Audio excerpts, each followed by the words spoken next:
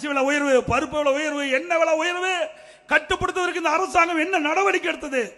இதே அனைத்து இந்திய அண்ணா திராவிட முன்னேற்ற கழக ஆட்சிக்கின்ற பொழுது, நான் முதலமைச்சராக பதவியில் இருக்கின்ற பொழுது, இப்படி உணவுப் பொருட்கள் விலை ஏறுகின்ற பொழுது, உணவு அந்த விலை ஏற்றத்தை தடுப்பதற்கு விலை கட்டுப்பாட்டு நிதியம் என்று ஒரு நிதி ஒதுக்கினேன். 100 கோடி ஒதுக்கி எந்த உணவுப் பொருள் விலை ஏறுது, புளி விலை ஏறுதா, உடனே எந்த மாவட்டத்தில் எந்த மாநிலத்தில் புளி விலை குறைவாக இருக்குது அங்கே கொள்முதல் செஞ்சது தமிழ்நாட்டில் விலை ஏறாமல் பார்த்துக்கிட்டோம்.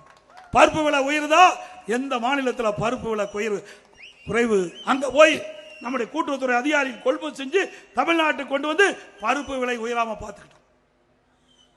இப்படி மக்கள் பாதிப்பு அடையக்கூடாது என்று இதற்கென்று ஒரு தனி நிதி ஒதுக்கி அந்த உணவுப் பொருளை கட்டுப்பாட்டுகள் வச்சிருந்தோம். இந்த ஆட்சியில் எதுவுமே கிடையாது.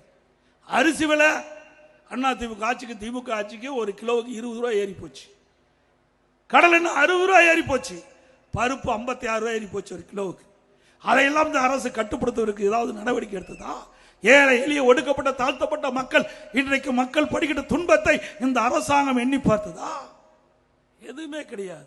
முழுக்க முழுக்க குடும்பம், அந்த குடும்பத்தில் என்ன வருமானம் வருது என்னதான் சிந்திக்கிறாங்க.